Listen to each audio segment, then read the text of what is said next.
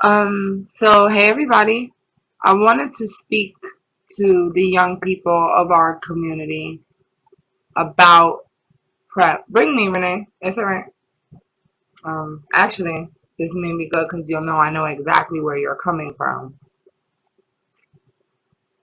I wanted to speak to you guys about PrEP and PEP, and I have a lot of controversial views on a lot of things, but I don't want this to be controversial at all. I want this to make sense so you'll know why I feel the way that I feel. Um, PrEP stands for pre-exposure prophylaxis. Prophylaxis is just a fancy word for prevention after something's happened. So prophylaxis is, if you get splashed in your eye with something, it's technically called a fluid. If you get splashed in your eye with an unknown fluid, medical providers will provide you with prophylaxis, meaning exposure and after the fact to prevent stuff, treatment.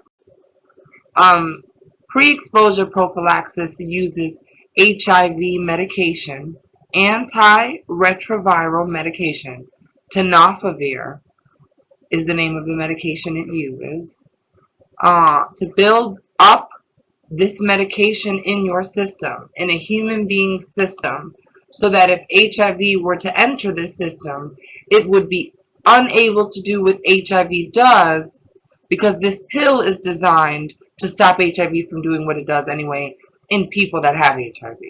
And so with people that don't have HIV, if you take this, the thought and reasoning and science behind it shows that you won't be able to contract HIV if you're taking it right with the normal kind of exposure incident we know to happen. So you won't get HIV if you take PrEP all the time. But what the people aren't telling you, the people that make PrEP, who send the people to speak to you, the people that sell PrEP, the people that make money, millions of dollars off of PrEP, they don't tell you that you can use the same medication if you were exposed, and only if you were exposed, and you won't become HIV positive. You can use post-exposure prophylaxis. I need you guys to know that I'm a sex worker and I'm proud of it. And I have instances where one could argue that I was exposed to any kind of disease, because I don't know these people's status. One could argue that I get exposed all the time, but I'm HIV negative to this day. I am not immune. The reason that I'm HIV negative is because I use my common sense.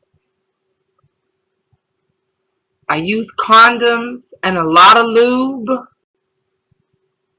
And where there were, and if there are exposure incidents, I use post-exposure prophylaxis. 30 days of the pill. Now, what's important is to break down the facts about these two things that make them very different.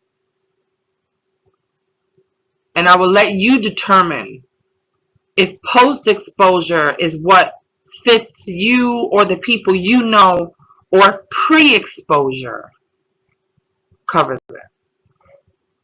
Now, I'll start with post-exposure because it's the one I like the most, and it's the one I want you to pay attention to the most. Post-exposure goes like this. You're normal, you fuck, oops, maybe you didn't wear a condom. Now, that is not to say that I am promoting any oopsing, ladies and gentlemen, because I am extremely for thinking every person has every disease. And so if you think or act like every person has every disease, You still gonna fuck because you're gonna fuck, but you're gonna wrap it up. And if those things go wrong, and if something happens where the condom breaks and you and the person were both as responsible as you could have been, but something happened, you can go to the doctor for up to 36 hours after your exposure. 36 hours. So a day and some change. You have a full day at least. Were you high? Drunk? Were you just really hot that day? You have a whole day to taste that nigga in you. Think about what you did. Realize what you did was probably extremely risky, and go get post-exposure prophylaxis. You will get Truvada or some other medication that can be used the same way. This is not new like PrEP. Post-exposure has been used since the beginning. Since the 80s, post-exposure prophylaxis has been available. They know how it works. They can almost guarantee the results. With pre-exposure prophylaxis, this is all very new. It is a concept using this medication that I explained to you is being used in HIV positive patients since the 80s, and that's been used as post-exposure prophylaxis since the 80s. But this PrEP concept is extremely new. It is not 100% scientifically proven. Ladies and gentlemen, I have been a sex worker since 13. I'm 28 years old. I'm not HIV positive. I know my shit. I'm telling you. And the third thing is that I think if people really realize that you'd have to take Truvada for the rest of your life for it to work the way that they want you to take it if you're not HIV positive. So you have to take a toxic or potentially toxic medication just because. I'm going to do that again. You'll have to take this medication just because you think or could be exposed. I think even if PrEP weren't a conversation right now, young people, listen up. Listen up carefully. Old people, hell. My community. If you're watching me, if you can see me, listen to what I'm saying. If you have sex like the rest of the human race, and you don't use condoms all the time, which you should, all the time.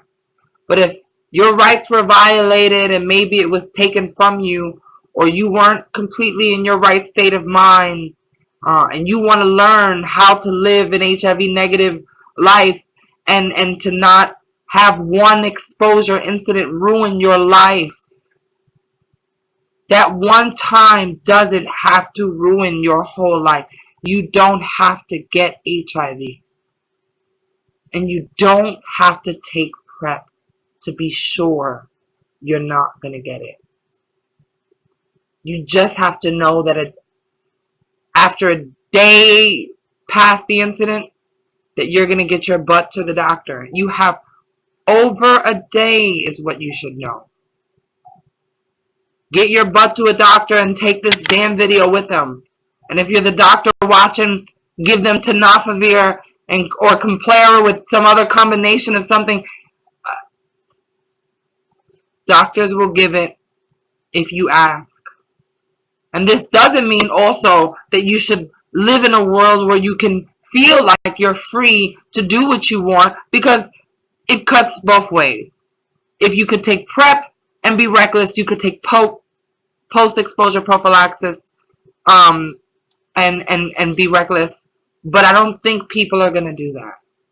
I have more faith in people. I think young people Because we want to act like young people don't have sex. I know I was. We want to act like the 13 to 14 to 15 to 16-year-olds that are becoming HIV positive. 13, 14, 15, 16-year-olds. They need to know that if they have slip-ups, because they are human, because other generations didn't end AIDS for them. These young people that are born into a world where AIDS need to know that there is post-exposure prophylaxis available to them, and it works.